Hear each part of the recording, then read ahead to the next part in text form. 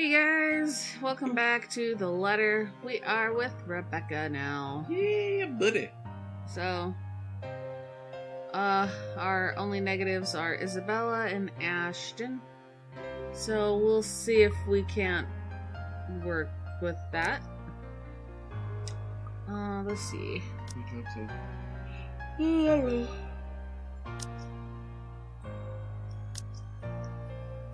Rebecca Gales. She was born April 1st. She's an Aries. She's 29 years old. She is 5'5". Her occupation is a history teacher. Her nationality is Scottish. Religion, atheist. Raised Kirk. Education, master's degree in education, major in European history. Likes stovies, reading in the library, going to the gym, cycling and juggling. Cycling and juggling. Oh my gosh. At the same time, too. Cycling and jogging. Lacrosse and lesson plans. She a clown? Oh my gosh. Now I'm just imagining Rebecca on the cycle. Freaking juggling. freaking got the moves. Oh gosh. I don't know what a Kirk is. I'm not sure either. Although of Scottish descent, she grew up in Luxburn and even went to school in St. Goretti. Her parents were professors of European history and Southeast Asian history at the University of Luxburn. They were often busy, and that forced Rebecca to be independent early on. Surrounded by books and instilled with a love for learning, she was a star pupil and was often called a teacher's pet for it. Her passion for academics leading to a career in the industry was to be expected of her. She came out of her shell in her high school years and started becoming the Spitfire she is now. Before then, Ashton was her only friend, though she found him aggravating at first. Independent and used to taking care of others, it was no surprise when she helped out the young foreigner who moves in next door. Alright. This is how it begins, or so they say. With a gentle wind drifting through wide open windows, muffled laughters and footsteps fading behind empty hallways, and the light kiss of the afternoon sun. Soon there will be a call, a crossing of thresholds into the unknown. Maybe we are off to some grand adventure, or diving into another gripping mystery. One can't really tell. For all I know, a hero might even come sweep me off my feet if I'm lucky. That's not exactly a bad thing when you think about it. But this is far from one, isn't it? A riveting tale, that is. The mild breeze, the faint murmurs, the warm rays painting every nook and cranny a fiery hue. They are all as real as they can get. As much as I want to write a little tale out of this, I'm far from someone who can. Fleeting fancies, that's what these are. Merely passing thoughts to occupy an idle mind, while waiting for another busy workday to end. Then again, maybe in another life, I am one. Who knows? But at the present, what I have and what I've chosen to be, well, I won't last years here if I find teaching rowdy adolescents a tedious job, will I? admittedly, the whole affair isn't exactly as grand or exciting as I had imagined as a child. If I weren't so stubborn and too passionate about the whole idea, I probably would have quit a long time ago. But it's always the kids that make it worthwhile, isn't it? As if in agreement, as soon as my pen slides into a neat circle against the papers I'm grading, the final bell rings. Like a dam that has opened, students begin piling out into the hallway soon after. For a short minute, I let the noise fill my ears, let my mind wander to a place far removed from all the hubbub. Solitary moments like this have come few and far between lately. Even my own home hasn't been as quiet as usually I prefer. Though in hindsight, the entire place hasn't been the same either, since Isabella moved in next door. And if her fussing over a minor cold last week tells anything, I might as well throw any idea of solitude out the nearest balcony, so long as she lives nearby. At the memory, my eyes automatically shift over the bottle sitting at the edge of my desk. A chuckle escapes from me as I reach for it. A little ball of energy and enthusiasm. That big baby. Mother Hen, she calls me, and then says and does the same thing right after. It's not that I'm unused to being on the receiving end of other people's worries, or I feel any sort of apprehension over her fretting. If I am to be completely honest, it's actually amusing how someone can be childlike one minute, then act like a responsible adult the next.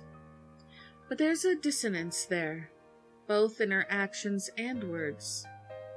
Although she may not look like it, may not say anything, may not lose her cheer, one way or another, I know these troubles have weighed down on her lately. Her face says it all, that big numpty. If she thinks I won't notice, she's got another thing coming for her. That's how she's always been. I do understand that part loud and clear.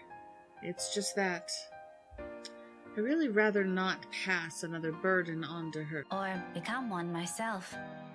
Aren't I supposed to be the one taking care of them? Though I guess that's simply one of those things people eventually grow away from once you've all started leading different lives. Not completely different, I hope. Somehow, that thought makes me feel uneasy. Thankfully, before stranger ideas can take root in my head, a faint buzzing comes from my bag, cutting through the rest of my thoughts. A small frown forms in my lips when the screen lights up and an unknown number flashes. For a long second, my thumb hovers over the answer button. Even the voice that responds once I do accept the call is wholly unfamiliar. Hello? Oh, goodness. Finally, it connects. Hello? Is this Miss Gales? Rebecca Gales? Yes, speaking. Who is this? Oh, sorry. Rose Cooper, Briar Realty Corporation. Briar Realty? My frown deepens as I straighten from my chair. Something in her tone, despite sounding remarkably friendly and light, doesn't sit quite well with me. The rigid pause that follows doesn't help ease the tension that has suddenly descended either. Miss Cooper? Yes. Things are a bit busy on my end. I apologize. I'm not certain if Isabella has mentioned anything before, but we're working together on a property at the moment, and The Armengard Mansion, yes. She said something about that earlier. Is there a problem? this is about Isabella, actually. She wastes no time relaying everything. The details she provided are, admittedly, a bit vague, but enough for me to get a gist of what happened. It isn't the bad sort I'm expecting, though still worrying. Especially the words panic attack and pale looking a bit sickly woven together in one foreboding sentence. But as quickly as it surfaces, I stomp down the urge to demand answers right then and there. Now isn't the proper time for useless questions. I'll find out soon enough regardless. To Miss Cooper's credit, she neither hesitates nor falters all throughout. There's some sort of comfort in knowing Isabella has someone like her to guide her, though not as much as I would have liked. After all, this is Isabella we're talking about. What are the chances she just had a bunch of excuses so she won't get sent home? High. Very high. Oh, she is so going to hear it this time. You were listed as one of her emergency contacts, so I thought it'd be best you know about this. How is she? Is she doing okay? I had her take a break for now, but honestly, I'd feel better if someone were to pick her up and take her home for some rest. Anthem's a fair distance from Luxbourne. I really don't want her going off on her own. I'd do it myself, but you know how it is today. Big day. People everywhere until the open house ends. I'm really sorry to ask this of you, Miss Gales. I know you're busy. Oh, no, it's all good. I was just about to leave from work. I hope to leave early today anyway. A few minutes ahead wouldn't hurt. I can be there in a few, 30, 40 minutes tops. Is that all right? More than fine, Miss Gales, thank you. We're supposed to be here until... Oh, excuse me. One moment, please. Yes, ma'am. The faint hum of conversation echoes from her end. It sounds as though the place is buzzing with more people than you'll expect from a regular open house. I was skeptical at first. The house is old, not to mention its inconvenient location in Luxbourne's outskirts. Who wants to live in a place almost an hour's drive away from the comforts of a city? But from what little I can hear, it appears Isabella has every right to be optimistic about this sale. If I didn't understand why she was so adamant refusing my offer of help before, I think I do now. To some degree. We'll be resuming the tour soon. Yes, thank you. Sorry about that. I really need to get this thing going. Lord knows how I'll salvage the situation here. It shouldn't be anything complicated, but still, clients. They can be difficult when they want to be. Anyway, just look for me when you get here, alright? No problem. Thanks for letting me know about this. Just make sure Isabella stays put, please. Heaven knows how stubborn that girl can be. Oh, believe me, I know. Don't worry about it. I'll have a few of our staff keep an eye on her for me until you get here. That's all I'm asking. I appreciate it. The whole thing ends on a surprisingly pleasant note. If only the same can be said for the news she brought. I allow a brief minute to pass to ease whatever tension has latched itself firmly to my nerves. But no matter how much I wish for it, my mind stubbornly refuses to do so. My hands are unsteady against the papers I pretend to range after. Lucid thoughts, every single ounce of it grimmer than the other, grows with each passing second I linger. Something about this whole thing, along with the sudden unease and nagging worry, screams off. Wrong. This isn't the riveting tale I've hoped to step into today. Even on a rush, getting everything in order before leaving takes nearly a good quarter hour. By the time I make it out of the classroom, the commotion has already died down, dwindling to mere echoes and distant laughters. From the nearby room, melodies from a rehearsing band drifts freely into the air, filling the almost empty hallway with their warm, lively tunes. Any other day I'll stop, bask in the music, and enjoy what little peace it brings. Not today, however. My steps are brisk, and sure as I march to Edward Hall's exit. The sooner I confirm Isabella's okay, the sooner I can shake off this niggling feeling. For one reason or another, that single call, of all possible things, has thrown everything off kilter. I'd rather this be over with as quickly as possible. So much that I nearly barrel over a student in my haste. Though perhaps it's really the other way around. When I look down, a set of eyes, bright and hopeful, stare back at me. Her arms are wrapped around my waist like a vice, and at my attention, a grin spreads over her face. Buenas tardes, Miss Pink. Hello, Kylie. You know, you aren't supposed to run into people like that. Sorry, Miss Pink. She loosens her hold on me, but not a hint of guilt or regret appears on her. If anything, it seems the remark only amused her. A smile appears on my face before I can help it, matching the one on her own. Just remember not to do it again, all right? You could get hurt. You sound like my mama when she's scolding Rowan, Miss Pink. I'm sure your mama only means well. I know she'll be worried sick if one of you were to get hurt. Where's your brother anyway? Aren't you two supposed to be heading home now? Rowan said he's got some stuff he needs to do before we go. I think he's taking too long. But he promised to buy me jelly babies today, if I keep what he's doing a secret from Mama and Papa. Any chance you'll tell Miss Pink about it? She shakes her head, both her hands going to her mouth, as if to keep a precious secret from spilling out. I made a promise. He said it's for Tia Luke. Oh, something like a gift? Like a deal.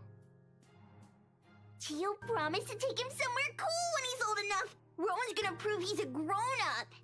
Something feels off with the audio. Why? Her voice. What about it? It just feels so off. Why does her voice feel off?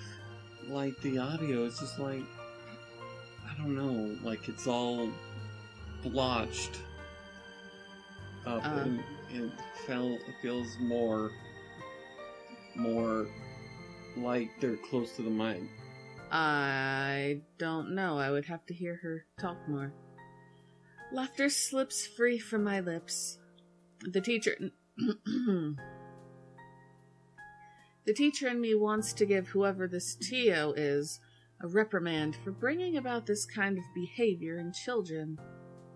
But if both Suarez kids are so fond of him, there shouldn't be anything to worry about, yes? At any rate, they're nothing but well-behaved. Both Kylie and her brother. Rowan, the eldest, may have an occasional odd streak in and out of class, but their parents have taught them well. I see no reason to cast any suspicion of bad behavior on them. As long as it isn't anything dangerous, all right? It's not. Cross my heart. My drawings are a lot prettier than what he's doing anyway. Tio said so. I don't really hear what you might be hearing. I think that's just how she's talking. Like how she's voiced. Do you want to see? I drew one earlier at class. Is that why you're here? Not really. I was gonna show it to my friend first. But since it's you, I'm sure she wouldn't mind if you see it before she does. Oh no. I can't stay right now, Kylie. Her face falls immediately after the words are out. A small part of me feels responsible for that crestfallen look. But as much as I want to stay a little longer, there's another place I need to be at right now. And frankly, another child to look after. Taking both of her hands, I kneel in front of her and muster the most rueful smile I can give. At her age, I'm quite sure she already understands what I'm about to say before they're even out. But remarkably, she doesn't look away or pout as I'm expecting her to. I'm sorry. You know what? Rowan has a class with me on Monday around this time. Why don't you drop by again next week? After class? I'll even make sure to wait for you. It's just that I absolutely must leave now. My friend had an accident earlier, and I'm the only one she has here. What about her mama and papa? Her family lives really far from here, I'm afraid. Do you remember where Asia is? The southeast part? That's where they are. Her eyes immediately light up at my question. Just like that, I know I've earned the girl's forgiveness. Oh, just like Takako. Who? My friend. She said she used to live there, only just a little higher than southeast. But she hasn't come home in a long time, so she doesn't remember much about it anymore. Melody says it's weird I talked to her, but I think she's just shy. They could be good friends too! Don't you think so, Miss Pink? Maybe if you introduce them properly, they will be. That's what I think. Takako's just lonely. If she makes more friends, she won't be anymore. Is your friend like that too? A little, possibly. To be honest, sometimes I can't tell with her. After all, Isabella has always been the kind to hold a smile, even when things have taken a turn for the worse. 5 years, and one will think it's enough time to know a person. But when you consider it, come to think of it, all these years, I've never, not even once, seen her cry. Not over a trivial matter, or even when things are tough. Okay, you can go to her. I'll just show you my drawing next time. Thank you. Remind me to buy you a huge glass of parfait, all right?